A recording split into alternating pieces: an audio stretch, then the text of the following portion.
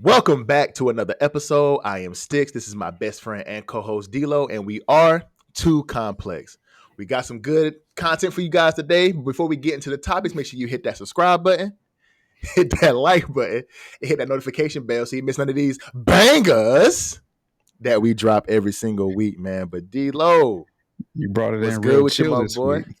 You brought it in real chill this week. I try to be real smooth, you know what I'm saying? I ain't trying to do too much, you feel me? I ain't trying to bring too much attention to the kid, you feel what I'm saying? Yeah, but nah, like, how was your week this week, my boy? Man, this week was it was a trying week. It was good, you know. It's always good. Mm-hmm. Again, I don't complain too much, but it was a trying week with the different variations of things that going on in the house. Nothing bad, nothing crazy. Just making sure the kids are good and together and healthy, more healthy than anything. You know, that's part of parenting. But yeah, everything's been good this week. How about you? For sure. Everything good, man. Everything good. Sam is with me this week. We do alternating weekends for summertime. So Sam's with me this week and getting back into the driving. Sam is doing really, really, really good when it comes to driving, man. She is learning, and I'm glad that I'm the one that's teaching her. Cause you know what? Never mind. But yeah, leave that. Yeah, we don't get too personal and get everything backfire on us. Yeah, exactly. But I'm glad she learned it from me because she's doing a really, really good job driving, man. And I'm very, very proud of Sam because she had a lot of anxiety about driving a long time ago, saying she won't never go get a driver's license. But now that she's about to be 16, she's like, I can't wait to get this car that you plan on getting me, Daddy. So, wait a minute. Let's you don't breeze past that. I ain't gonna speed past like I ain't say what I just said. Huh? That's what you said. Yeah, let's not speed past that. So you get in the car, huh? So the car that I have now that I got after, after all that had happened, that's going to end up being Sam's car because I only spent like $5,000 on it. So that's going to end up being her car. So by the time I get everything back on track with my stuff and I get myself the car that I really want, I'm giving that to her. I got you. Okay. So that's gonna be her car. So it's a 2013 Ford Fusion. She like it. It's got tinted windows and it's cool. Everything is cool. She loves the car and she's terrified of driving the car that her mom got because she got a big ass like third row SUV. So Sam will not drive it. She's scared to drive it. So that's why she drives a lot with me because she's terrified to drive her mom's car. So, but yeah, she's gonna get that car. She be whipping that thing. The car that I got. No, mom be whipping the. Oh, you know her mama gangster. you know who you talk about. I just had to, you know who you talk about, brother. You know who you talk about. So Sam is in love with the car, so that's gonna be her car whenever when I get my own personal car back again. So everything gonna be cool, man. So she's loving it, she's enjoying it. I'm glad that I get a chance to teach her how to drive, man. It's a really good fatherly experience for me, so I'm loving it, bro. I'm loving it. That's what's up. You ain't feared for your life yet? It's been a couple times, brother, where I'm pushing that imaginary brake on the Listen, I am not ready for that. I'm not looking forward to that time because, mine does not. She's a perfectionist, but she doesn't want to listen. So. Yeah, we gonna struggle around that time. It's gonna be crazy because Sam isn't necessarily a perfectionist, but she overthinks. So whenever she makes a mistake, it puts her in anxiety mode. Like she get, you know what I'm saying? So she's like, "Oh, I'm so sorry," and then she'll like hit a curb and then stop in the middle of the road. I'm like, "Sam, you can't do that." Going. Like, oh God, oh man, we should change the podcast to fatherly advice. Fatherly advice, man. We tried to do that before we was part of my wisdom, but everything was taken. But either way, that's how podcasts go. Yeah. But yeah, man. But what? Real quick, bro. Real quick. Just to say something real quick that I noticed. You know what I'm saying? Okay. Yo, old girl Sabrina Ionescu, bro. Did you see that she broke that record, Jay? Bruh, is she the best shooter of all time now? I mean, not many people go through a 3-point round of a 3-point contest and only miss 2 shots out of the only whole. Missed 2 How many is it? It's now it's to say added 2 balls. It's 27 balls now, I think. Okay, you get 5 each rack and then added the 2 starry balls. Yeah, so 27 balls. 27 balls and you only missed 2? That's amazing. 27, bro. And at one point she hit 22 in a row. That's amazing. But I can't really give her best shooter of all time because you shooting uncontested shots. So to me it's still always going to be Steph Curry. What do you mean? But because you got to. Curry has been in a 3-point contest before as well. Yeah, And he had the record. He had the record before Sabrina broke it. But the 3-point contest, man, it's what was still his record? 31. 37, 31. Okay, it's 2 ball. Okay, all right, go ahead. Yeah. So I mean, but at the same time, it's like it's a contest and you showing your shooting skills. So yeah, you can get streaky at some point. But my take on being the greatest shooter of all time is in actual game action shooting with defense on you. That's what I say. Yeah. And I think that's still Steph Curry for making 409,000 3-pointers in 1 year. Like, bro, that's the skill of it right there. That's the art of it. But the muscle memory is always going to be there. So she can stroke it. Don't get me wrong. Yeah. I say she might be the second best, but she ain't better than Steph though. She ain't better than Steph. Do you think she's the best of all time? No, I mean, it was just something to start a conversation, bro. But I mean, it's either way, it's amazing. Either way, it's amazing. Do what she did in the 3-point contest, how she did it. The only thing I just don't understand, and I need to make sure that I pay attention to this next year in the All-Star game for the men, is the women get 1 minute and 10 seconds, and I believe the guys only get 60 seconds or a minute. So I need to make sure that I see if it has changed, because do the guys have the 2 balls as well, the 2 extra? Yeah, they still got the 2 extra balls too. Yep. Yeah, pause. But okay, all right. So I need to make sure that and see if it is they also get 1 minute and 10 seconds. That would be interesting to see.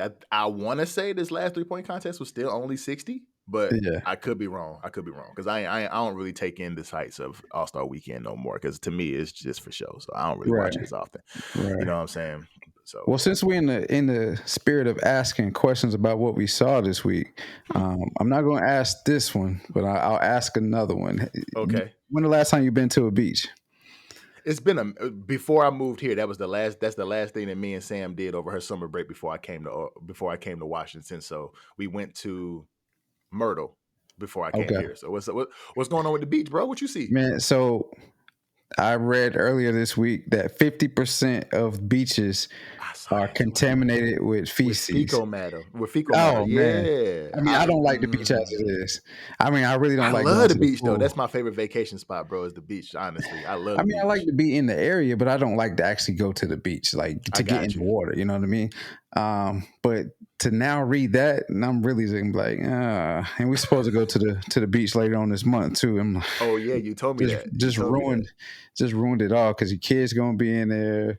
You know what I mean?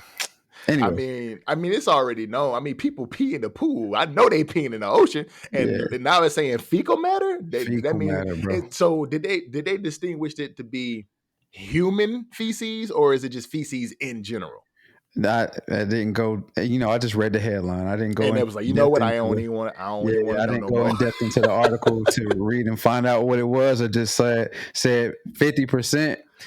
Fecal matter. Okay, that's all I need to know. I don't need to see anything else. Yeah, see, I like getting in the water. Sam loves the beach. She like getting in the water, but now we're gonna have to do that with a little bit of hesitation. Yeah, a little bit of precautionary actions and measures need to be taken. That's kind of nasty. I ain't gonna lie, that's kind of nasty. But to move on to the main topics today, bro. So first topic of the day, Boosie came out this week and was talking about how feminine the rap game is, and it came after a viral video of the Island Boys were seen intimately kissing each other. Yeah. So D-Lo, how do you feel about what Boosie said about the rap game these days, brother? I mean, Boosie has a point when you think about it, because when you look at the landscape of the rap game and some of the rappers, they are kind of feminine. Because when you think about things that historically women have done, or historically and traditionally, I know they kind of go hand in hand, but historically is different than traditionally. You think about some of those things that women have done or partake in, you see a lot of that being done by some hip hop artists and rappers these days. Talk about fingernail painting. You talk about wearing dresses. They've done that. And I've recently seen or heard about rappers getting face fillers and like type of feminine cosmetic type surgeries. So, I mean, it's definitely a lot of feminine energy going on and happening with some of these rappers, whether they be, you don't really see too many of our generation rappers partaking in that. It's more so new school. I don't even know if they're really new school because some of those cats seem like they not too far from our age as well. But I definitely think Boosie has a point when it comes to that feminine energy being in the rap game. What you think about it? I think it too. I mean, it's the rap game is becoming a lot more inclusive. We've been talking about inclusivity for a couple of episodes now here recently. So we've been talking about inclusivity, and the one thing that I do like that a lot of the more masculine rappers in the game are trying to at least understand the more feminine rappers in the game. And it's been a lot of views going around, and they've been trying to understand them. You know what I'm saying? So they can feel welcome in the rap game, because a lot of them still don't. But the fact that a lot of the masculine rappers are coming out and kind of trying to understand the inclusivity part of it, and trying to understand who they are and where they, what their background is, and trying to make sure that they feel safe in the space. That's pretty dope. Yeah. But did you see what Boosie said? Like, did you see his quote? Did you About see the quote? the tweet? Yeah, the tweet that he did. You read it? The whole, yeah. If we talk about the same tweet, yeah. Yeah, because I mean, I kind of want to read it, but I don't know if I should. Should I read it? I mean, sure. Okay, because that's what I was trying. Because if for anybody out there who didn't see the tweet or don't know exactly what Boosie said, his quote was, "The Island Boys kissing." He didn't say brothers, but I'm gonna make this clean. He said, "Island Boys kissing, brothers painting their nails and getting BBLs. I'm sick of this feminine rap game. These MFers about to start wearing thongs and eyelashes next, and you wonder why women taking over because y'all trying to be them. And back in the back of y'all mind, some days y'all want to be hoes. He's like, my bad, city girls." So he frustrated with it, and I can kind of feel his frustration, but at the same time, it's like music is an art, and music is all about creativity, and they're gonna express themselves through their artwork. But you got Young Thug and ASAP. They've been seen to wear dresses or skirts, not necessarily skirts, but ASAP's wasn't really a skirt. ASAP Rockets wasn't a skirt; it was like a kilt, but it was still looked at in the rap game as a skirt. Right. Young Thug actually wore a dress. You got Drake out here painting his nails pink, so it's like it's starting to become a thing. And of course, like I said, if y'all didn't see the Island Boys, they actually shared like an intimate kiss, and they brothers, twin brothers. So it's kind of it is kind of a weird space that he's talking about, but it's kind of alarming because it's there's a lot of actual trying to think the word to use. There's some homosexual rappers coming out too that's actually very, very, very big in this space too.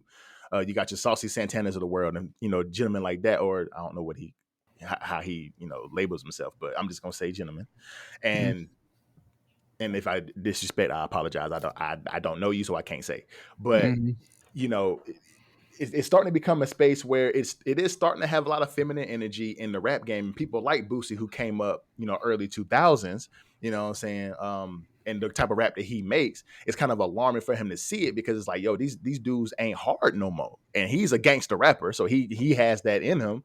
But you now that the game is transitioning into a little bit more of it is a little bit more city girl rap, and of course the LGBT rappers are going to lean more towards that. But at the same time, you're moving into a space where it's a lot of Kendrick Lamar's and J. Cole's and Drake's of the world, where they do a little bit more conscious rap, and it's a little bit more pop, and it's a little bit softer. So I can kind of see what Boosie's saying. But at the same time, I mean, inclusivity is everywhere, man. So if that's the space that you want to live in, and that's what you want to do, man, hey, look, do you. You know what I'm saying? I ain't got no problem with it. I just choose not to listen to the Saucy Santana, because that's not the music that's made for me. That's made for the city girls. It's made for the women. It's made for y'all. You know what I'm saying? But it's not made for me, so I choose not to listen to it. Not because I don't like him. It's just that the music ain't made for me. Shout out to him. That's his art. That's who he is. That's who he is in his space. But it's just not the music for me personally. Yeah, but I think, though, if you sit back and look at some of the individuals that we are calling into question, first off, before I go into everything else, I don't consider the Island Boys hip hop artists, whether That's they very true. think they are or whatnot, just because they had a song that came out because of whatever it was stupid on Instagram or on social media, that doesn't necessarily TikTok, that doesn't make them instantly hip hop artists. I mean, we we have aspirations of growing this podcast into a media company down the line, but we not a media company right now. So they not hip hop artists. Um, Along those lines, though, the hip hop artists that we do recognize as hip hop artists that do have these um, some feminine traits, I think the cross up that Boosie has, and that artists like Boosie that come from an era where men acted more along the lines of traditional roles for men, is that they are giving off this feminine energy, but they're rapping about being gangster, or they're rapping about. I agree. You know what I mean? So I think that's where the confusion comes in, and it is okay, but to a degree. But now what messages are you sending? And I think for whatever reason, hip hop is an area where you mentioned this a while ago, and I argued against it. But the more I talk about hip hop, and the more we talk about hip hop in this era and on this podcast, I'm starting to feel a little bit differently. But you argue that, and I forgot the exact quote, but you were talking about your boy Agent Zero and how hip hop in the Black community, we love the struggle or something like that. Yep. So, but that is what we embodied is that struggle, and we tend to shy away from the taboo things. And now that it's being put in our face, and we are, all this inclusivity is being presented, and it is coming into hip hop, you're going to have your individuals that don't know how to handle it, and they'll be outspoken about what is being presented to us, and are there any types of agendas, conspiracies going on, and is this planned, and all that, so on and so forth. So I mean, I can understand where Boosie's coming from, especially with those individuals that they rap about traditional hip hop topics, but they're giving off feminine energy. Agreed, man. Just to kind of reiterate your point, and I agree with you in that sentiment, where it's like you're talking about shooting and drugs, and all the women that you've done things with, and this, that, and the third. And you talk about hard shit, but on the outside, whenever people see you in public, your nails painted, and what I'm saying, you wearing these super tight skinny jeans, and some of them it's some of them getting BBLs and face fillers and all this other stuff. And so Boosie's just like, bro, what y'all gonna start doing next? Like, are y'all really gonna turn into women, like wearing thongs and eyelashes and all this? So it's like, so I can understand his frustration, because you talk about one thing but you presenting something else. So I get where you're coming from in that sense. But it's like I said, man, like if that's who you are, then be who you are. Like, I don't personally care. Like, you're not bothering me. You ain't, what I'm saying? But for somebody in the rap game like Boosie, that looks like what he talks about and probably has done some of the stuff that he's talked about, what I'm saying? It's hard for him to take what he's hearing and then and you're not reflecting it with the way you present yourself. So it's kind of hard for him to see that. So it's like, I get it, man. I get what Boosie's saying, but be who you are, man. That's what I say. Yeah, I got a question though for you, and I'm glad you chose this topic this week, because I had seen it a few months back and thought I wanted to talk about it, but I didn't have enough ammo to kind of present it. Do you see this feminine type actions? Have you seen it outside of hip hop? As far as like men wearing skirts and things of that nature and wearing dresses, I've seen men paint their nails. Yes. Yeah. But usually it's not it's not like a pastel. It's usually like black or usually clear. But at the same time, it's like, I just see it as a form of expression. Like, it really just depends on how you present yourself to me, if I'm looking at you a little bit differently as far as what orientation you follow. But to me is just is a form of expression to me. But I have seen that, but I haven't seen, you know, men wearing skirts and dresses and stuff like that or anything of that nature and outside of the hip hop world. So like that's why I said it's probably just a form of creativity and just expression, to be honest. Right. Yeah. I've definitely seen it outside of hip hop artists and hip hop. You know, these individuals would consider themselves to be a part of the hip hop culture, you know, in a secondhand nature. But, you know, I first noticed this during football season when the Heisman Trophy winner, Caleb Williams, he had his nails painted. I also noticed, Yeah.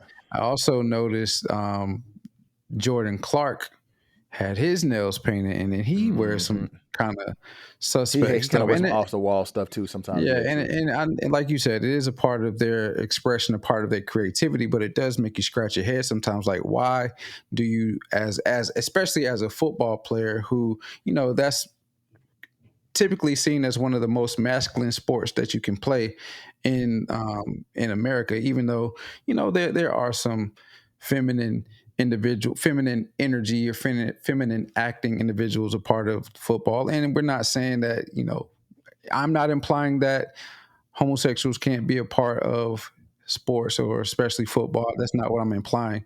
I'm just saying typically when you hear football, you know, you think of these ultra big dudes that are very powerful, The strongest man yeah, possible. Facts. Yeah. very explosive, and you know, and so to see that, it was like, okay, well, okay, that may be a part of your expression, but why did you decide to express yourself in that manner?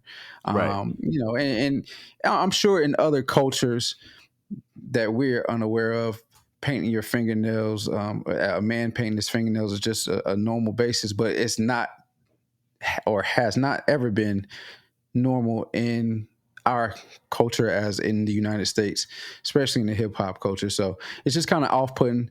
Long story short, I can definitely understand Boosie's message and why he said what he said.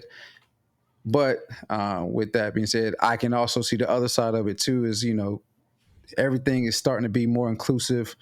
So what makes hip hop any different?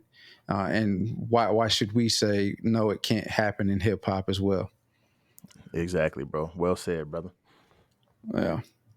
All right, man. So Jay-Z has a whole exhibition of all of his artwork, all of his lyrics, his what is it? You know, he's had some of his, I don't even know. I mean, he just has a whole exhibition, a museum for his work that he's done. He's embodied as part of who he is in the culture of hip hop in the state of the United States. Six, what's your thoughts on this? I think it's dope that they gave Jay-Z his flowers while he was still living, man. Because although a lot of people think, and we did an episode in episode what 21, we did 21. We did a segment about Jay-Z. 21. We did an episode about Jay-Z at some point in his career not ever being the hottest rapper out. And there were so many different rappers like your 50 Cents, Lil Wayne's, Ludacris, Nelly, Eminem. All of those guys came up in that episode, but I don't think, and I'm not 100% sure because we ain't done no research, because Jay-Z is the only one that's being, you know, blasted all over the media about him having this exhibit in the Brooklyn Library. But I don't think none of those other guys have a exhibit, you know, regarding their career. It has Grammy awards in there. It has some of his on stage, some of the things that he wore on stage. Some of his concerts are in there. An actual like prototype of the studio that he did all of his work in. Like it's a big thing that they have going on out there in Brooklyn. They actually have the walls of the exhibit on the outside with a bunch of his lyrics, so people can for the people to see.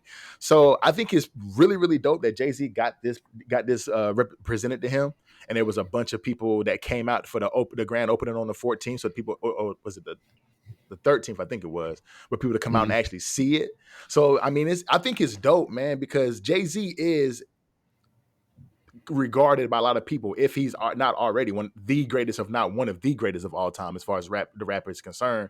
So like, I think it's dope. I have it on my bucket list to go. You know what I'm saying? At one point, it's not going to be open for long. I think they're going to keep opening it every year, maybe so, or something like that, or every once a season or something like that. But I have it on my bucket list to go see it. You know what I'm saying? Because I am a Jay-Z fan. I listen to a lot of Jay-Z's work. I even got cussed out during episode 21 that Reasonable Doubt wasn't a good album, and I thought it was fire. You know what I'm saying? For me, no, not you, but the fans. You know what I call them fans, but the people in the comments was telling me, you know, the Reasonable Doubt was nowhere near as good as All Eyes on Me. I was like, well, in my opinion, you know what I'm saying? That was your opinion, yeah. That was my opinion. Yeah. Yeah, I think from that perspective, when we're talking about Reasonable Doubt or All Eyes on Me, they're thinking about it in as if, you know, we're actually living it, not from a historical perspective. Because I didn't even know that Reasonable Doubt had to be re-released in order for it to get the notoriety that it's gotten now. Right. I automatically assumed that when it was, because I wasn't, you know, in it was 96, right? 96. Yep. I wasn't much of a Jay-Z fan. Honestly, I did like Tupac. I did like Biggie. I did like those rappers at the time. So I can understand why the fans were coming at you how they were, but again, it's your opinion. You know, you can't get on somebody or you know, belittle somebody because of an opinion that they have for somebody that they respect. And obviously, Jay-Z is an icon. If he is not the best rapper of all time, he's definitely in the top 3, top 2, for sure, and that's without a doubt. And like you said, I'm glad that he has received his flowers while he is still living, and he can see that how much he's appreciated, how much he's accomplished, how much he has offered the culture of hip hop, the business world, as well 100%. As, you know, some of the social justice issues that he's placed himself in. He's also, you know, quietly helped out a lot of some of our other iconic hip hop artists without us really even noticing, in those, as far as like paying for stuff on the back end. So I am too glad that he is getting his flowers. I don't know if it's that important to go visit and go see it, but if they are going to do it on a yearly basis, or if it's going to be something that's going to go on until, you know, if it's going to be like the Museum of African American Studies or African American History or something like that, 100% I'll put it on my bucket list. But if it's something that you have to go at a certain time or you won't get to go, I probably won't make it. But it is respectable and highly commendable and touching that Jay-Z is going to have or has this exhibition going on in honor of him right now. Yeah, I think it's only open until the middle of August. So I don't think so it opened yesterday, actually, the 14th. And I think it's only going to be open until the middle of August, which is cool. But I think I wonder if it's going to be something that's going to be ongoing, like they do it every month or every season or something like that. They open it for like a month every season. But I think it's super dope. And I don't want, you know, nobody in the comment section to think I feel some type of way because y'all was clowning me about liking Reasonable Doubt. I personally don't care. It's just my opinion. I like the album better than I like, you know, some of the other albums that were in that episode. Is as far as like talking about Eminem and you know, Nelly and those guys. I mean, Reasonable Doubt to me was a really good album. You know what I'm saying? DMX had a mention in that episode as well. We got rest in peace DMX. But Jay-Z has a whole exhibition, like a museum, so to speak, with his artwork in there, like with his legacy in there. You know what I'm saying? So like, if you can't see that this man is one of the greatest of all time, then, or if not the greatest of all time, then something wrong with you, to be perfectly honest with you. And I don't hate nobody that like Tupac. I like Tupac too. Like D-Lo said, he liked Tupac, he liked Biggie, he was fans of those guys. I was a fan of Jay-Z. And that's fine. You know what I'm saying? Yeah. But this man is being showered with gifts right now from the community. And we should talk about that. You know what I'm saying? We should also give him his flowers. So respect to Jay-Z, man, for having this exhibit in the Brooklyn Library, man. It's amazing to me. It's amazing to me. Yeah, for sure. So on to a little bit of sports, D-Lo, man. So you showed me a picture of 4 teams, 4 sets of 5s. This is gonna be tough, man. It's gonna be hard, dog. It's gonna be hard, bro. I'm just let you know, bro. It's gonna be hard, bro, because it was 4 teams, all from point guard to center, with some all-time greats on each of these teams. So, D-Lo, what team are you picking, my boy? So I mean, listen, this is a very, very, very, very, probably one of the toughest decisions when it comes to sports that I've ever had to do. But I think I would choose team number 3. And team number 3 has Magic Johnson, Michael Jordan, Giannis, Joker, and Dirk Nowitzki. And the reason I picked them is because, first off, I think that they have it's the tallest team that number average one. height. It is the tallest team, 100% average height. It is right. All of them pretty much are a bucket, other than Magic. But I mean, in Magic's rookie year, he was still a bucket though. I mean, Magic wasn't really known for scoring. Magic was a facilitator. Like LeBron is Magic to me. I've always said this from the get-go. Magic is LeBron is Magic 2.0. Like LeBron 100%. Can go get you a bucket when he needs to, but more if it's up to him, he's going to facilitate, get everybody else involved. But all of the others are, well, not even really Giannis, but Giannis he can get a bucket if in dire straits, but he's not just an automatic bucket. Jokic, facilitator as well, but he can get you a bucket. He can kill you in many ways. We all know about Michael Jordan, and 100%. Dirk Nowitzki was, a killer as well. So the only thing that I worry about team 3 is, other than Dirk, for real, do they have a deep range shooter? Is what I'm trying to figure out. And I know that Magic Johnson is going to be able to get everybody open. He's going to facilitate. So is Joker. So as awkward as his game is, I swear to God, I can't hate his game, but I can't hate him no more, man, because he's a bucket. But like, other than Dirk, who's going to hit the shot whenever? Well, I'm not going to say hit the shot, but who's going to hit because I know who's going to hit the shot. Yeah, you know Jordan. Who's going to demand it. Yeah, exactly. Yeah. But like, if you need a 3, who's going to get that? That's what I want to know. But I know Dirk can get one, but can he create that shot for himself is what I want to know. But the team that I was looking at, bro, and this is a hard one, dog. This is a hard one because I'm looking at the facility. I'm looking at team 1. And the reason why I'm looking at team 1 is because I got Chris Paul, which is the point god. You got Black Mamba. That we all know Black Mamba is Jordan 2.0. You got KD, you got the Slim Reaper who gonna get you a bucket from anywhere on the court. You got the second all-time leading scorer now behind LeBron James and Kareem. And you got the dog who is KG. So I was looking at team 1. The only reason why I didn't say team 2 is because I don't know on any of these other teams who John Stockton gonna guard. No idea. See, and that's why I was like, because the question I have is, who do you think is the worst player out of this group of teams? 100% John Stockton. And that's where you would be messed up. Because I said it too. Who do you think is the worst? Who do you think is the worst? Honestly, it's in. I think I know who you're going to say. I think I know who you're going to say. I think I know who you're going to say is the worst.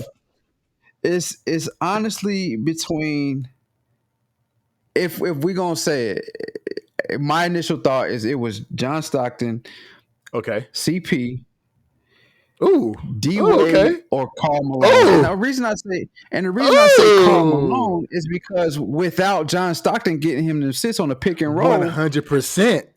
Does he score all those points? I mean, because we know he's like what, top 3, top 4 scoring, I think he's number 3, scoring. I believe 3 or 4 all-time scoring. So so I mean, but without John Stockton doing the pick and roll, does he get all those points? Dwayne Wade, while he was very explosive early in his career, he kind of tapered off, and LeBron coming to Miami allowed him to elongate his career even more. CP, I love CP, and this is Clipper CP. This is Clipper CP though. This is prime CP, dog. Yeah, like, so I mean, I don't know. It's a tough combo because you got the most, and on team 2, you got the most dominant player in NBA history in Shaq. Right. And then you got LeBron, who is in the GOAT conversation. But then you got John 100%. Stockton, the AI. AI is one of the greatest killers in the league as well. In his time, pound for pound, one of the greatest killers ever. And then you got Big Fundamental and the best power forward ever on team 2. So it's like, let's talk about it. Let's stick with that real quick. Let's talk about it. And so you said you couldn't choose team 2, and the reason that I thought about choosing team 2 is because of the pick and roll action with all of those in all 3 of those big men that John Stockton has in the big fundamentals with Shaq and with LeBron. And then AI is an ISO guy. He can get you a bucket whenever. But facts. Tim Duncan is probably one of the most underrated GOATs that there 100%. Is out there. Nobody really talks about Tim Duncan when it comes to how great of a player he was. But I mean, had he not lost to LeBron in the Heat that one year when Ray Allen hit the shot, he might have been undefeated 6-0 with rings. And then are we talking about him as being the greatest of all time with all the stats that he does, all the MVPs he has, all the finals MVPs that he has? So, I mean, he's one of the most underrated GOATs that there is out there. Definitely the greatest power forward of all time in my eyes, bro. I'm not going to lie. Like, there's no question. But then you got team 4, D-Lo. You got the greatest shooter of all time. Yep. You got one of the greatest centers of all time, the greatest shooter of all time being Steph Curry. You got one of the greatest centers of all time in Hakeem Olajuwon. You got Flash, just like D-Lo said. We were talking about D-Wade. You got Larry Legend. And you got Karl Malone. And Larry Legend is one of the most underrated players in NBA history, too, because there's a lot of people who I talk to in my circles with gaming and 2K that say Larry Bird is one of the worst basketball players ever. And I'm like, are you kidding me? Probably one of the greatest shooters. They would be greatly mistaken because Larry Legend was a hooper. What do you mean? So, but the question I want to ask though is, what team do you see? What's the worst team on this list? That would be the question. That would be the question. That's where I really struggle, man. Like that would be the question. I don't know, man, because it's hard for me to say this because my guy is on this team. Fact. But it's. And you can't say dominant guy. You got the most dominant. You can't say two. You cannot say two, as well as the best power forward of all time. But because of John Stockton and AI and their height and everybody else's height, all the other teams' height, they're at a disadvantage. They are. They're at a disadvantage. I mean, and then you mentioned 3-point shooting for Team 3. Team 2 doesn't really have any 3-point shooting either. Very true. So that's true. They ain't got no shooters. I don't want to say team 2, man. And we'll put up the picture so you guys can see it. Yeah, facts. And make a decision for yourself. But I don't want to say team 2, but the best shooting team is team 4 for sure. The best shooting team is team 4 for sure. Hands down, the best shooting team. But they're also what you thinking, team 1? Know, bro. Best shooting team? Yeah. Because you got Larry Bird and Steve and Steph Curry. Team 1 or team 2? Team 3. Team 3 is the best shooting team. I'm talking about like shooters, like 3-point shooting. Joker, Dirk, and MJ. MJ wasn't a 3-point shooter, but he was a scorer. Agreed, but so was but you can put if that's the case, then you can put Kobe in that scorer category because he was just like MJ. But then you got Chris Paul and you got KD. But then you look at that team 4, you can put D Wade in that same category with Jordan as far as shooting. But then you got the greatest shooter of all time and then one of the other greatest shooters of all time on team 4 with Larry Bird and Steph Curry. This is a hard debate. This is a hard debate. This came from my boy. This came from my brother, Uncle Demi, if you don't know. And we gotta get him on the show. We gotta get him on the show. But this, I don't know where. Whoever made this up, shout out to you. Because that was a hard one. That's a hard one. This is tough. I was thinking, man. First off, who's the best player? That's where the ultimate debate comes. Who's the best player? Who's the best player on? Yeah. And that's a debate. in itself right there, because some people gonna say team 3 got the best player, some people gonna say team 2 got the best player, but some people gonna say team 1 got the best player. So exactly between Jordan, LeBron, and Kobe. So I mean, exactly. Then some people might say team 4 got the best player because Steph is on the team, right? because Steph is in that is getting into that GOAT conversation too. So like, dog, who do you think is the worst player? You didn't who answer do I that think question. Who do I think is the worst player in this on these, like, totally on this picture? Yeah, yes, John Stockton. It's no way you thinking it's John Stockton, bro. It's John Stockton, bro. It's not. Who do you think it is? John Stockton averaged 17 points, 10 assists, almost 11 assists, almost 11 assists, and 2.5 steals. But the reason why I'm saying that is because out of these three point guards on the other team, 100%. he's the most vulnerable, because I don't see him guarding Chris Paul, Magic Johnson, or Steph Curry. So in a one-on-one situation, he's getting cooked to me. Okay. Unless they move AI to the PG, but then you got Michael Jordan going off, you got Kobe going off, and you got Dwayne Wade going off. So that is going to exploit that mismatch. I think he's a defensive mismatch, bro. I understand that he was in, but a lot of his steals weren't on ball steals; they were in the lane steals. Yeah. So he playing off ball, getting lanes, because Karolinko was their defensive stopper whenever he was on the team. Karolinko. So, yeah, Andre Karolinko. You in two different eras. But he played with them. No, hold on. No. Byron Scott. Byron Scott and then, Byron Scott. What's my boy name? Not Havlicek. Hornacek. Jeff Hornacek. So he was playing. So Steve. So Karolinko. I just say Karolinko. But there wasn't Karolinko with them like early in his career, like 1 or 2 years maybe. No, never. They never seen each other. Yeah, check it out. I'm 100% sure on that one. I'm gonna leave it alone because I don't know. I don't know 100%, but I could have sworn he was on the court with them at one point. But either way, but like you said, you had Byron Scott, you had Hornacek, so he was playing a lot of off ball. So whenever he was in the lane, getting them 2 steals a game, so I can see that. But he ain't getting them on ball. If he's on ball, I feel like he's getting cooked. So who do you think is the worst player on this picture? I mean, I already said it. I honestly know he's one of the top scorers of all time, but I think it's Karl Malone. Karl Malone? You think Karl Malone's the worst player on this list? I think it's Karl Malone. I know that's blasphemous to say with how he is, where he's rated scoring wise, but who is he without John Stockton? And who is John Stockton without him? So it's between those two. It's between those two. It's the 2 Jazz players for sure.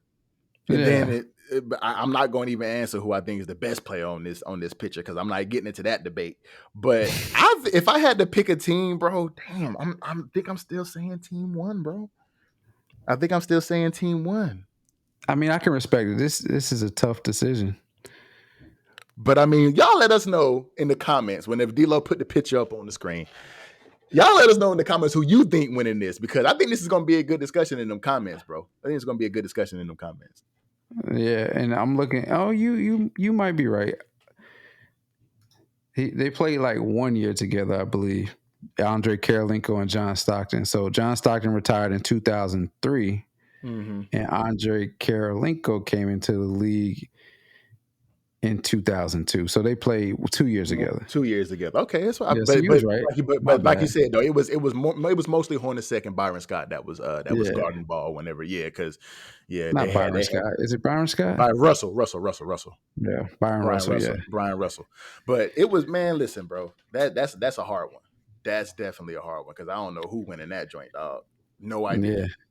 Yeah. No idea. It's a good debate though. It's always good to see and discuss stuff like that. 100%. Get your brain working, see if you can remember who did what, who was influential certain decisions. And I mean, shout out to whoever created this, because I was really struggling last night to figure out how to discuss this. Exactly.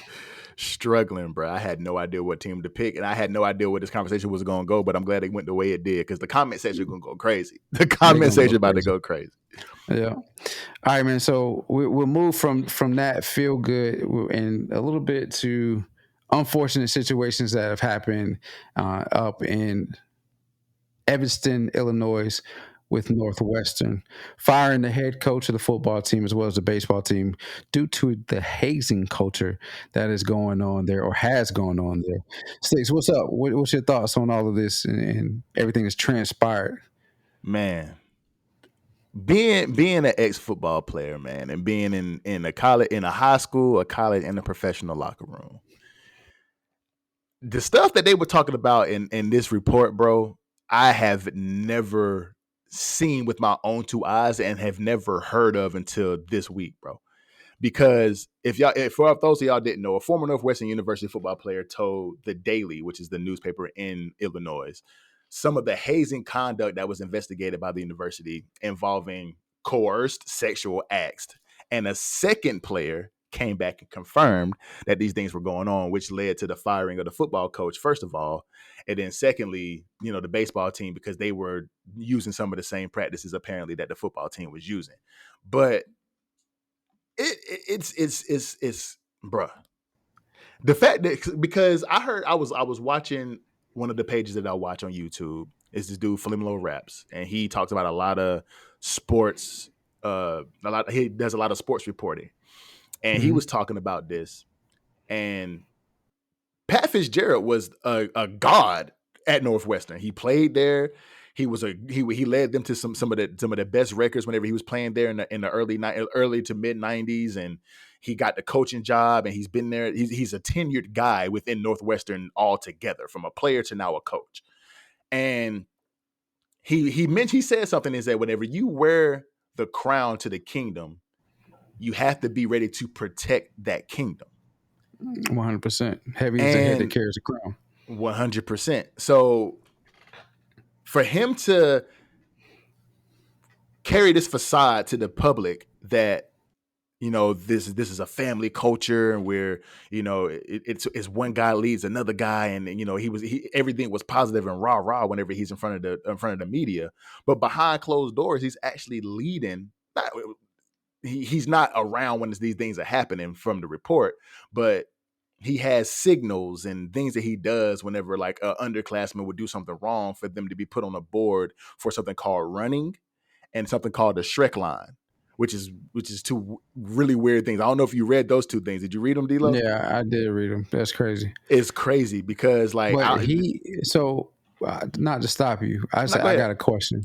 So you said he would signal?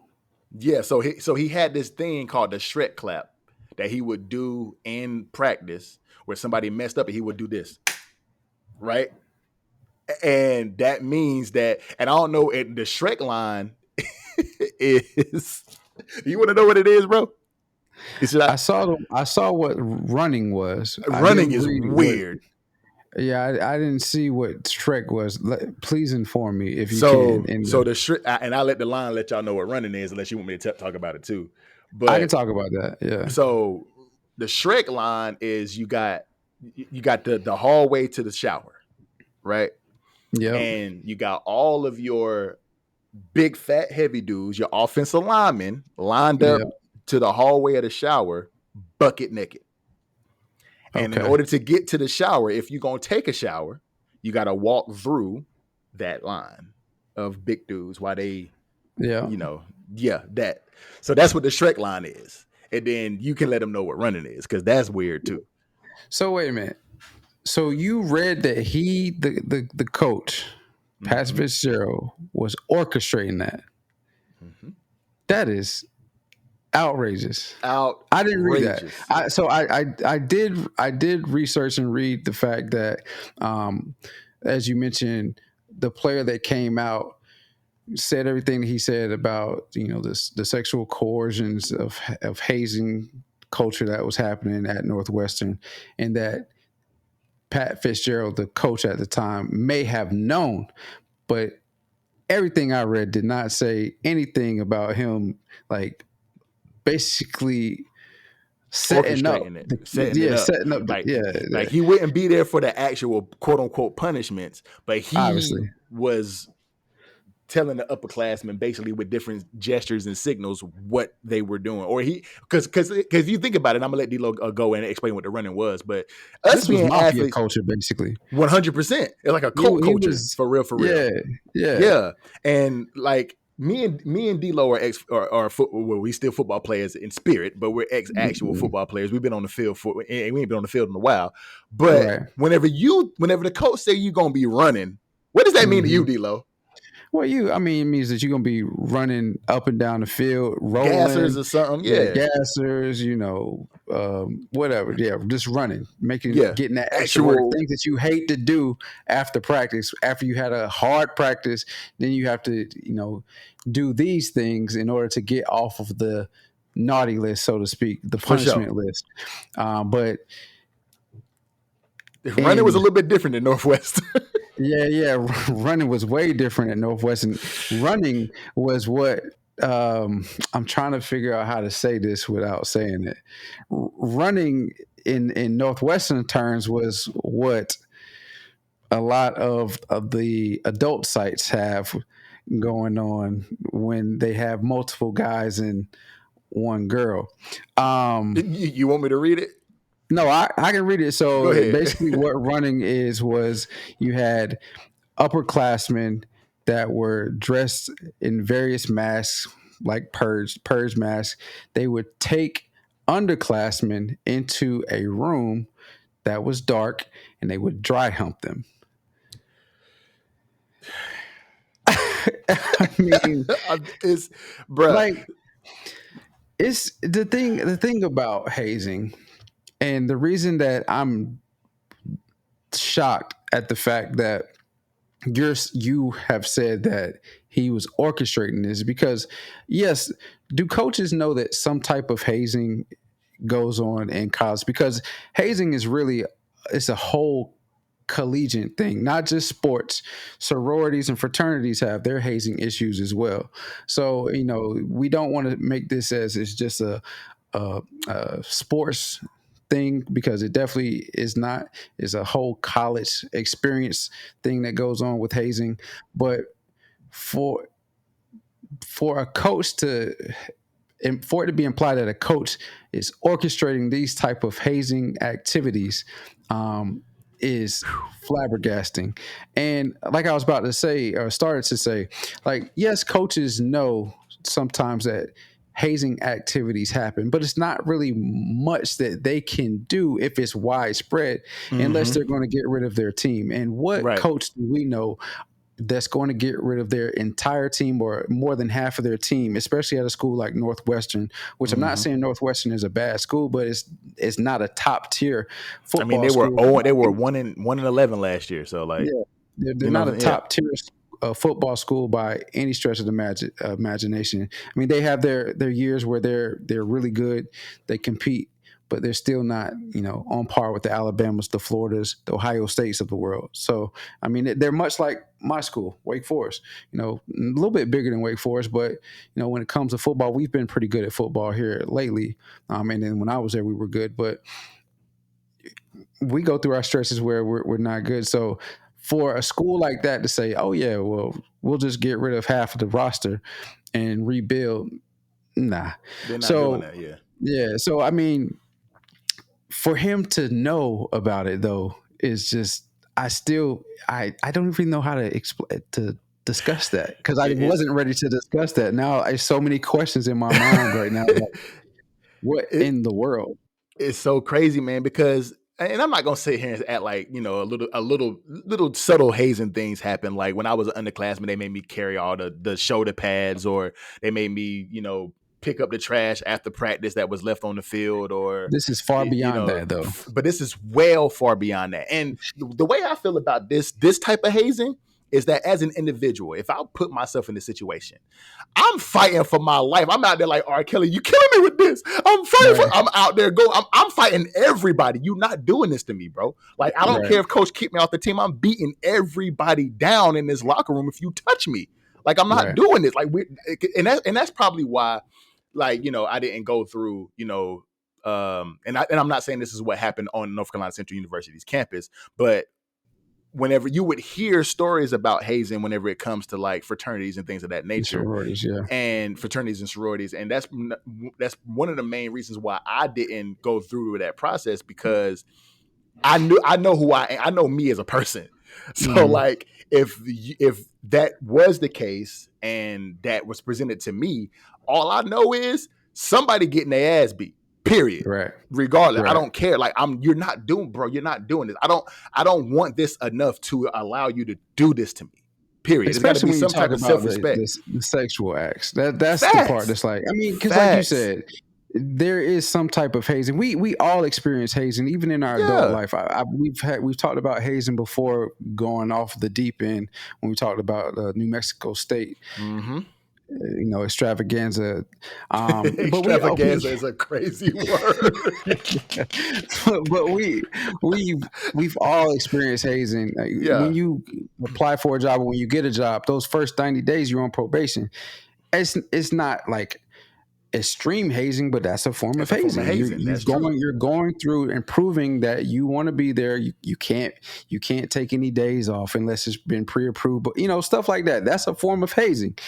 So I mean, hazing is just we all go through it. And I want to say the reason that I said that it's a college experience when it's talking about hazing is because the NCAA reported that 74% of student athletes have experienced some form of hazing, but then also 73% of sororities and fraternities experience hazing.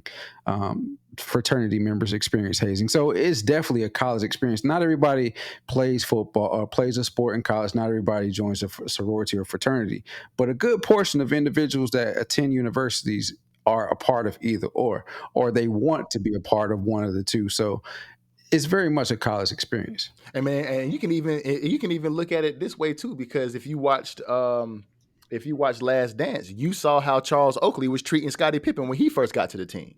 So that's a little bit of a form of hazing, dumping water on them, slapping them all in the face, doing silly shit like that. So I mean, it definitely happens. And just like D-Lo said, in the corporate world too, the 90-day probation thing. So like hazing happens in all different aspects of life. It's just like in college, it happens to a more of an alarming rate. And 75% is a lot, dog. That's 3 out of 4 people. Right. And you know what I'm saying? So it's like, or 3 out of 4 athletes, or 3 out of 4, Greek members. So it's like, that's crazy. But this stuff right here though, like Shrek line and running and runs giving, like, yo. And they had it all listed on a whiteboard in the locker room too. Like they would put people's names on the whiteboard. Like, bruh. Oh, so if that's the case, then he might not have. I'm trying to, because I also briefly coached, and I know a lot of stuff that we did to kind of protect our kids from themselves, and making sure that we practice at a certain time, or that we make the schedule so the fit that they don't have a lot of time to get into any type of trouble. Right. So I'm trying in my mind to say it's him orchestrating this is just crazy. And coaches spend so much time in the locker room. I'm trying to protect him a little bit, but if he's out there orchestrating it, you can't protect him. But if he goes in the locker room and sees names on a board and he sees certain things, he might not be able to decipher what it is. But if you see it for so long, you're gonna ask the question at least. You're gonna ask questions. You're gonna inquire. Like, what does this mean? What is running? Yeah. What is the Shrek line? What is Shrek list? What is this? And again, coaches are an extension of, supposed to be anyway, they're supposed to be an extension of parenting. And so, when you ask your kids certain things and they act funny, that's when you dig in even deeper. So 100%. If he goes into the locker room, sees something, questions the players, and then questions the players, and they start to act funny and not really answer, give him a beat around the bush, that's when you like, okay, you're not going to answer, but that's all right. I'm going to write this down. I'm going to ask everybody. Somebody's going to tell me what this is. Or I'm going to ask one of the trainers or one of the equipment guys, because they're in the locker. Usually the equipment room, the trainers, they're attached to the locker room as well. They see some of that. They So see it. They now probably you hear them say, people talking about it. now you say that, and I'm piecing it all together. I'm talking it out. Dang, this man was orchestrating that stuff. That's crazy. Yeah, you got to know, and especially like it's like they were saying it was a very abrasive and barbaric culture that permeated throughout the program for years, bro, That's crazy. years. And for this to happen, bro, like if and especially with him orchestrating all of this, he deserved to be fired. But then wanted to come out and make a public announcement that he was unlawfully or like he should have been fired, basically. Like, bruh, there's no Yeah. way that you believe this. There's no way that you saying this, bro. Like, how do you expect to this goes back to like the Joe Paterno thing. Like, bro, like he got fired in his, and you know what I'm saying? And if you doing the same type of stuff, so to speak, then of course you're gonna get fired, bro. There's no leeway for this, especially whenever you're talking about, and I know these guys are men, they're in college now, but when you're talking about kids though, and this is like, and they're still technically kids, 18, 19, 20, 21 years old. Once you get to 21, you're a little bit older, but like, bruh, there's no way that you can sit here and say that he didn't deserve to be fired, because if this stuff is really going on, and they were actually like talking about other like more extreme sexual acts that would happen as well to these kids. So it's like, nah, dog, you gotta go, bro. You had to go. That's crazy. That's crazy. Especially when you bring up the Joe Paterno issues and all of that and think about it. I'm gonna have to look more into. I'm gonna have to look more into dig that a little now. bit deeper into it, man, because That's crazy. It's a little bit deeper than you think, bro. It's deeper than rap. It's deeper than rap. It's deeper than rap, bro.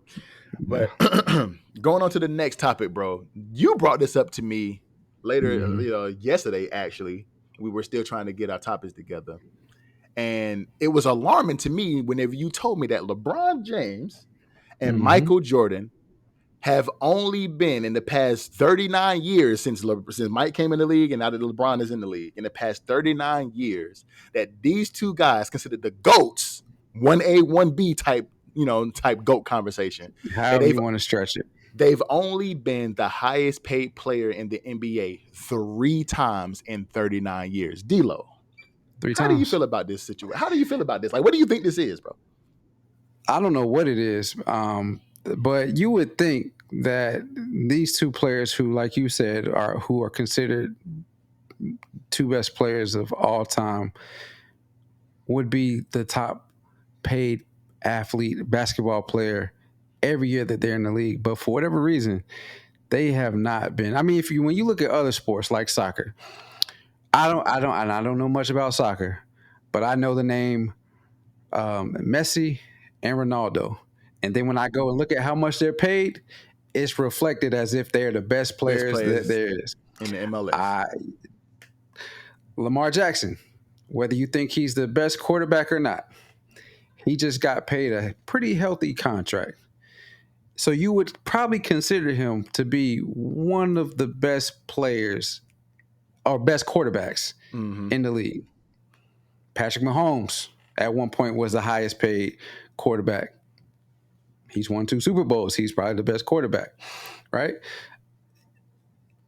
I mean, based off of that, you would think, the analogy and the examples that I gave, you would think that Michael Jordan in his prime from 91 to 99, 92 to 99 would be the highest paid player in the NBA during that stretch. You would also think between 2013, 2012 was LeBron's best year with Miami to at least 2020, he would be the highest paid player of all time. Not the case. I don't know what it is. I don't know what the message is being sent there, but when I read this, when I saw it, when I saw the numbers, when I saw who were the highest paid players in the given times that these two individuals have been in the league or were in the league, some of them were surprising, some of them were to be expected, but for them not to be the top paid player, when you initially think about it, it's like, wow. That's crazy. That's crazy. And I mean, the way I was thinking about it, and I did write down the list of the guys who were highest paid over this 39-year span. That wasn't LeBron and it wasn't Jordan. So Magic Johnson was highest paid 4 times. Patrick Ewing was the highest paid 6 times in the whole NBA. This is the whole NBA. And That's one of those, surprising. I mean, I know yeah, he was good, but that's surprising to me. yeah. And then that one of those years was 98 when Jordan retired for the second time. Larry Bird was 1 time, David Robinson twice, and one of those years was 93 when Jordan retired his first time. 3 times it was Shaq, which is understandable because at one point he was the most dominant player in the league. Right. Kevin Garnett 7 times. Yeah. Kobe Bryant also 7 times. And Steph Curry was considered the best player of the league at one point. Yep. And then Steph Curry 6 times. The best shooter of all time. Best shooter of all time, right. So it's like, so these guys, these are names that probably all of y'all know. But these are also names that played at the same time as 2 of the greatest players of all time. Considered one, and depending on who you're talking to, one of them is the greatest of all time, depending on who you're talking to. So it's kind of hard to believe sometimes that these guys have only, LeBron only once in 2016 and Jordan twice in 96 and 97. So, but all of these other players that played at the same time with the GOATs have been higher paid than them. And I kind of contributed to market. Because you look at Patrick Ewing, he was out in New York for his career. He got New York had a huge market and they had a lot of money to spend. I can say that about him. Kevin Garnett came into the league as one of the greatest. And he was and he talked about it too on the pivot. He was talking to Ryan Clark and he was saying like, Jordan taught me how to negotiate my contracts. I was just looking at him teaching me how to negotiate my contracts and things that I needed in my contract. So I looked at him to see what I could do as far as my contract to get the money. You know what I'm saying? David Robinson was a great center for the San Antonio Spurs for a very, very long time. I didn't expect him to be higher paid than Michael Jordan, but neither did I expect Larry Bird to be. But Larry Bird was a lot earlier in Jordan's career, and Larry Bird had won multiple championships before, while Jordan was in the league when he was by himself in Chicago before they got that team that they put together. But I can see Larry Bird, I can see Magic Johnson. Right. But a lot of these other guys is like, oh no, dog. I don't know about that one. The one that's kind of shocking is the Patrick Ewing and the Karl Malone. And like I said, I know Karl Malone is one of the best scorers of all time, but it's because he did play. The longevity comes into it, and he did play with John Stockton, who was one of the best assist men of all time. What I'll say though is, to me, the question that blares out to me is, would you rather be the best player or the highest paid player?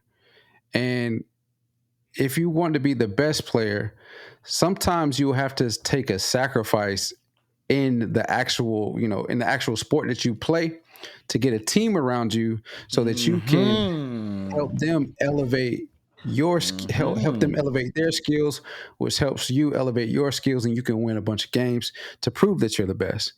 But if you don't think that you're the best and you're going to get as much money as you can, then you'll get paid. Jay-Z said it in So Appalled Kanye off Kanye's album. Would you rather be underpaid or overrated? I mean, I think I would.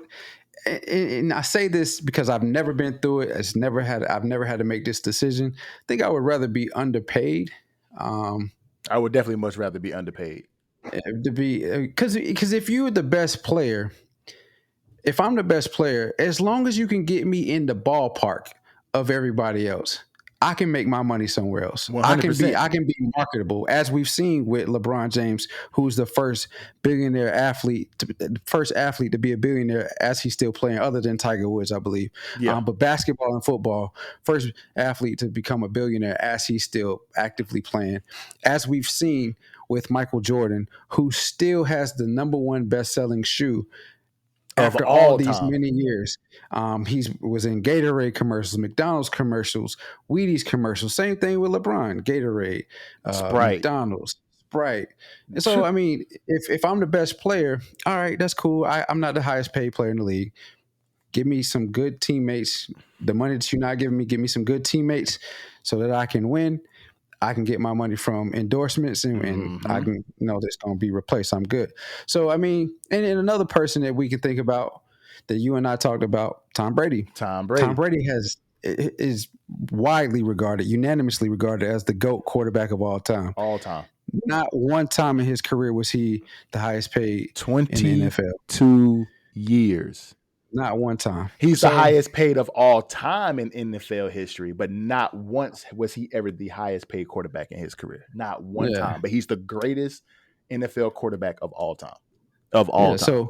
So what would you rather be? Would you rather be the best or would you rather be the highest paid? I would rather be the best. 100%. I think I want to be the best, because if I can be the best, then and you can get me in the ballpark of everybody else, I can make my money somewhere else. 100%. And I think that's what Michael Jordan and LeBron James took advantage of, was making sure that they had that team around them to win the championships that they won. And they say, you know what, I'll take the pay cut. You know what I'm saying? I'll take the pay cut. I got endorsements coming in. I got a signature shoe line. I got all these other endorsements going on. I'm doing things in the community that's bringing money back into my pockets. I got things outside of the job that's going to make me the highest paid person in this league regardless.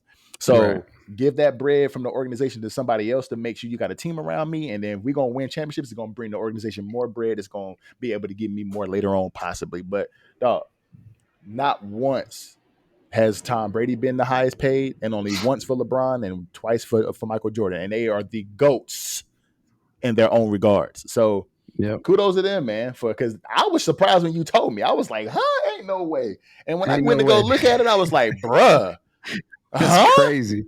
Like, what? Bruh, at one point, bruh, Kevin Garnett was getting $28 million a year. Mm-hmm. And I was sitting here looking at it, and I'm thinking to myself, okay, cool. Let me go see what Patrick Ewing was making. $2 million. Let me go see what David Robinson was making. $4 million.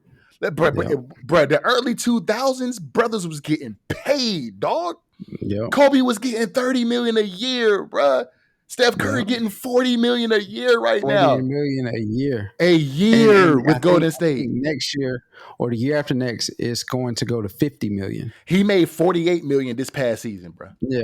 So next year he gets $50 million. Not to mention, Steph Curry just got $1 billion deal from Under Armour we talked about in the past episode. Right. Lifetime deal with Under Armour for a Billy B, like boy. Not the GOAT. not the GOAT. Not a Billy GOAT. $1 billion. Like these, like, bro, like, did we pay the wrong sport dealer? I've been said that. We played the wrong sport. We played the wrong sport. We love football, but boy, that money all of it's guaranteed too. All of it's guaranteed. But we should have played basketball or baseball or something, because these motherfuckers getting their bread. Getting paid. All of y'all that's watching right now, is 98% of y'all that ain't subscribed. Please subscribe so we can start getting I like that. I like how you put that in there. Yes, sir. I'm telling you, we got to get to it, brother. Yeah.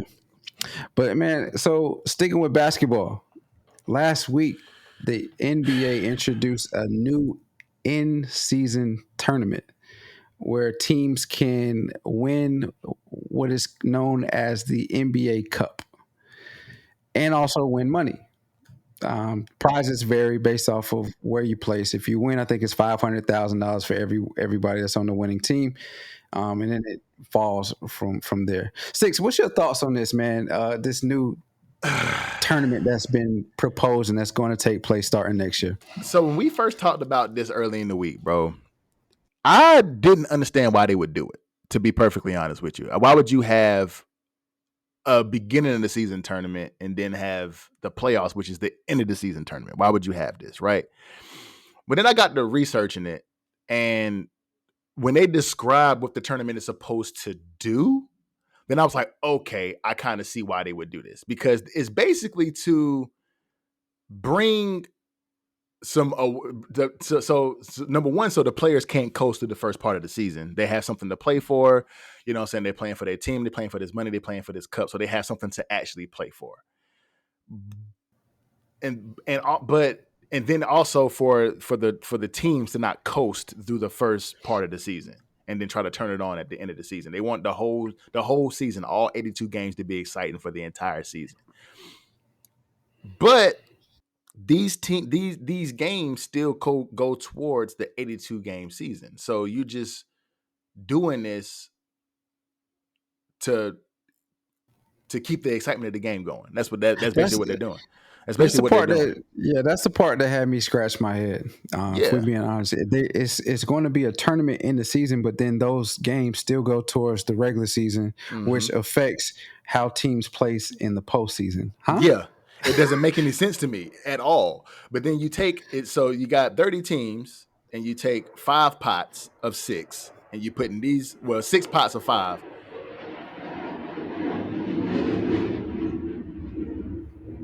Right by that base, bro. Pardon the interruption. But you got 6 pots of 5 teams and you just basically mixing them up based upon, where you place the following season from pot 1 being the best teams out of those 5, and then 2 to 5 being the worst, going down to the worst teams of the 5, and you just put them in a pot and they're supposed to play against each other for, I think they said 22 games. It just to me, it don't make sense. Siri, anybody talking to you? I'm talking about basketball here. Siri, stop messing with me. But anyway, to me it don't make sense, bro. I don't see this being, because people are only going to watch during the knockout round anyway. Like, to be perfectly honest with you, knockout round and then the quarterfinals and the finals, or the quarter semi and the finals, and people are going to watch it exactly how they watch basketball anyway. Because I usually don't watch NBA basketball till the playoffs start anyway. To be perfectly honest, I might catch a game when LeBron is playing, or I might catch a game here or there, but I'm not a connoisseur of NBA basketball. I don't take it in as much as I probably should, since we have this podcast now, which I'm probably going to end up changing in the future. But I don't watch basketball. I don't watch NBA basketball for the simple fact that I think college basketball is way more exciting. And NBA basketball, to me, don't get exciting until it's the end of the year, when they're trying to get their placing for the playoffs, and they get into the playoffs. And now they playing for that championship. They playing for that coveted championship, the NBA the World Championship. So I mean, I don't think it's going to bring too much more attention to it, to be perfectly honest, until the knockout rounds and the finals start. But I mean, I guess it could be something that could bring awareness to the NBA. What you think, D-Lo? So when I first saw this, I was like, "What is the purpose of this? Why are they going to have an in-season tournament?" But then the more I read about it, the more I looked at other documents that the NBA's released, I know exactly why they've done this. So the reason that this is a thing now, one, I was about to say David Stern, but Adam Silva has long wanted to have some type of tournament that reflects the tournaments that go on in Europe with soccer and those various leagues over there. Secondly, the NBA also recently proposed and I think released a collective bargaining agreement which says that if players don't play at least 65 games, they can no longer be in contention for postseason awards. So, with that being said, the NBA is trying to incentivize with this tournament. They're trying to incentivize players to no longer load manage, and they're trying to incentivize them to play throughout the season, like you mentioned. So, give a little bit of excitement earlier on in the season. So, they with that incentivize or those incentives in place, they also know exactly what you just said. A lot of NBA fans don't watch until the end of season when players actually put their all into winning and not just coasting through the season. So, how do we get them to watch throughout the season or earlier in the season and then are excited for the playoffs? Oh, let's put a tournament at the beginning of the season. That's what will happen if we incentivize the players to actually give their all, money, and then also a trophy, a championship. Then they'll definitely play and be a part of that, and that'll get the fans to come to be more involved with the game. So yeah, when I first read this, I was like, why would they do that? But then when you do a little bit of digging on it, you understand the thought process there. The question that I have is, okay, for the first couple of years, I have two questions, but I'll start with this question. For the first couple of years, the tournament is probably just going to be seen as, okay, everybody's going to, the average fan is probably not going to be too thrilled with that tournament. But when it starts to pick up steam, because it will, as you see the players really get involved in it and the games really start to mean things, you get a better outcome, better performances during those games. Which championship will mean more? Will it be the postseason championship or the in-season championship? That's a good question, D-Lo, because the NBA championship, although it comes with its accolades, you know what I'm saying, you're a league champ, you're a world champ, it goes on your resume, as it goes towards your legacy, you know, as being one of the world's greatest on this team every single year. But with the incentives that you're getting for the in-season tournament, I can see where you can draw that parallel to say, okay, if every player on the team gonna get $500K, do I value that $500K more than just being seen as an NBA champion? Because you're not getting those same incentives with the playoffs, with the finals championship. You're not getting those same. They get money. They get money. It really? might not be that. Yeah, they might not get that much, but they definitely get bonuses. Every okay, sport well, yeah, does that. everybody's contract has an incentive in their contract saying if you win the championship, you get this amount of money. No. You get bonuses from the team. So as the playoffs go on, and this is, to my knowledge, this is every sport. You get a bonus on top of your game check. So got you. I think maybe I don't know for sure, but I don't know the amount, but maybe the first round they may get like $10,000 a game, or if they win if they win that round, they get whatever amount of money. Second round it increases, third round increases, championship it increases. Okay. So and football is the same way, baseball is the same way. But I think now that I'm thinking through it and talking through it, I think the NBA Finals championship, the end of the year championship, is going to mean more. But I think I think the in-season tournament is going to be more hype because that's bragging rights. Like you have that. I mean, because it's the same as. I don't know if they're going to do it as if they don't take the trophy from the team that won it the year prior and give it to the next trophy, or they're going to do it just like the finals trophy. They're going to give everybody one. But that would be like bragging rights. Like I hold on to this for a year and you got to take it from me for you to actually get it. If that's how they're going to do it, then cool. So then that's the bragging rights that you have for the entire season. Like, yo, we got this trophy until you take it from me next year and you can protect it. Something like that you have an incentive to protect. Because that thing can be passed around from one city to the next, and if you got it now, that's bragging rights.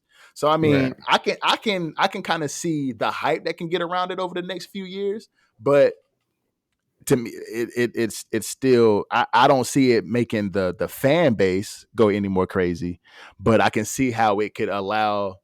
You don't think so? You think so? So this is my second question. Okay, and this is why I made this face, because I'm just going to ask a question. When does it start to become a notch or a debate against a person's legacy? Because we're still in LeBron's era, so to speak, even though it's at the end.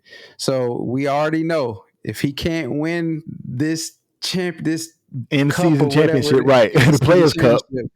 Is that going to be a notch on his legacy when those that came before him did not have this? But the same thing goes with a three-point shot. The all-time greatest all-time leading scorers or greatest players, some of them did not have the advantage of having a three-point shot, but we still consider the players that play now to be some of the best players, even though they have the three-point shot and those before them did not. So when does that become a notch against somebody for not winning it? You see what I'm saying? This is all kind of confusion. Yeah, it is. It is. But I mean, I think what they're doing is they're doing it like preseason tournaments, like NCAA preseason tournaments, something like that, kind of, sort of. And like, because I think a lot of leagues got preseason tournaments. But what I meant by the fan base won't get, I don't think it's going to be much hype around it from the fan base, because I don't think it's going to force people like us to watch more. That's what I meant. But as far as debates, the debaters are gonna spin it however they want to spin it. You're gonna hear Stephen A. Smith talk about, LeBron been in the league for 3 years now that this in-season tournament has been going on, and he ain't won one yet. But you got Jokic, he done won 3 in a row. Now he did, you know what I'm saying? Like, how can you make him the GOAT going against Michael Jordan when you really should be talking about Jokic. You won't hear somebody say something stupid like that. But I mean, it's going to be hot takes around it for sure because the media is going to hype it because the NBA is a hot topic all throughout the year regardless. But it's a brand within itself. It's a brand within itself for sure. Has to have the machine behind it in order to continue to drive the profits and produce the money that it needs to produce in order to continue to move.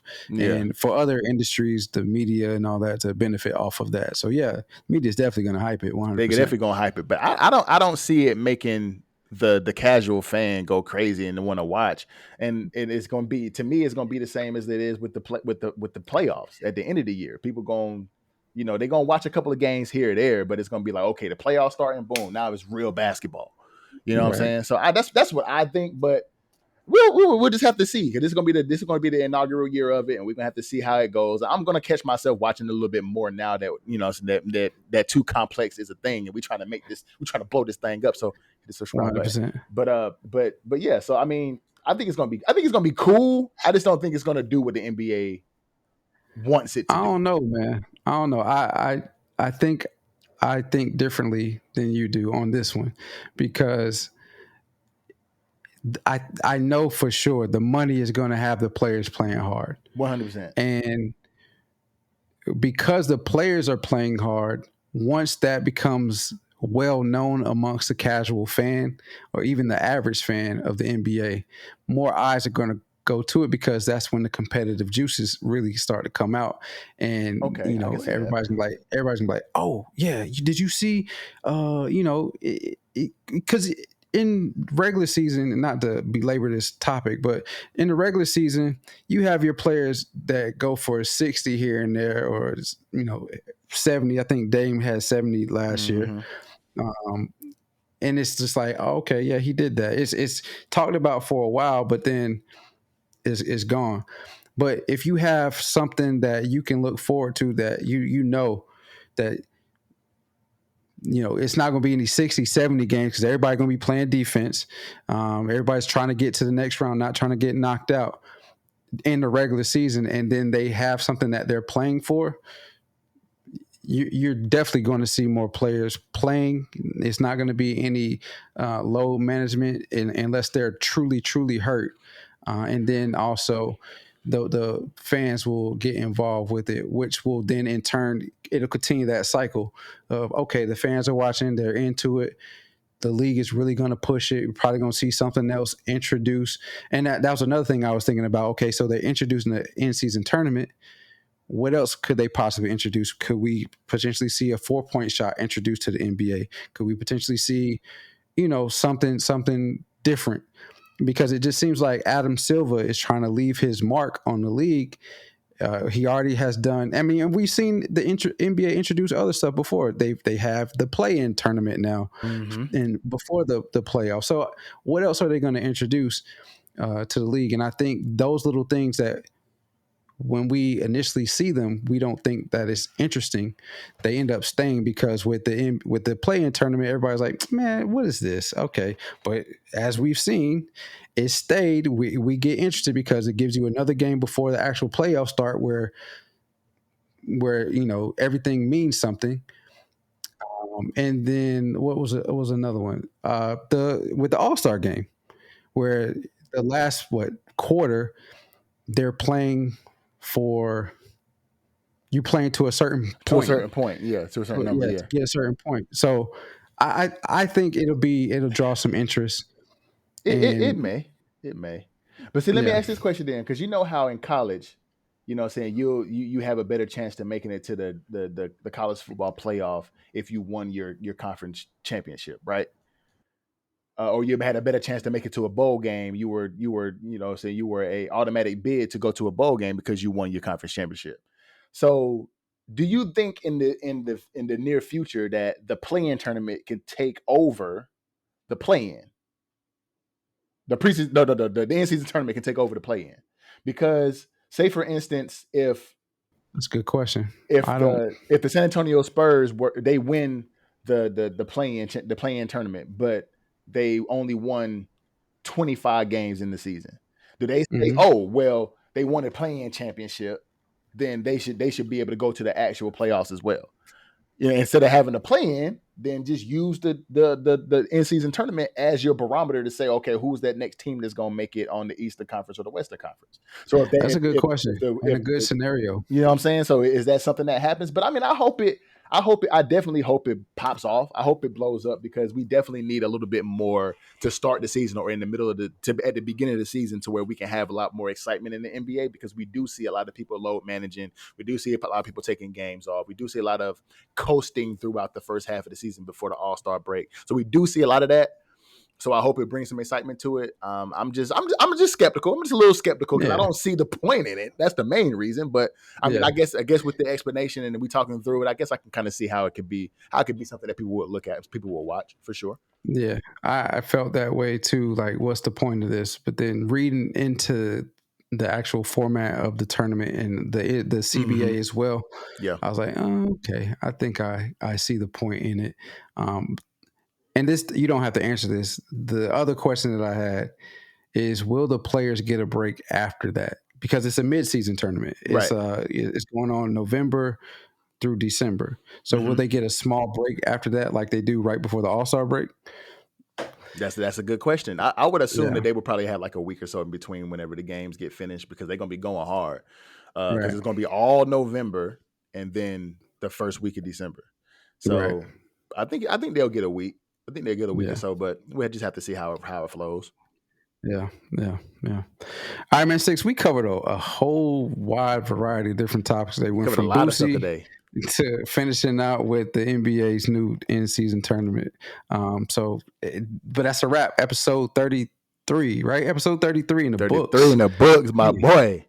Yeah, man. Yeah. This has been Too Complex. We appreciate your support and hope you enjoyed today's show. You can find us on all of your major streaming platforms, wherever you stream those or wherever you listen to those podcasts. You can also find us on all of your social media platforms at Too Complex Pod is the handle. And we appreciate you give us a like, a comment, and subscribe to our YouTube channel. And also remember, if it ain't too complex, it ain't complex at all. That being said, we appreciate your support. And until next time, salute.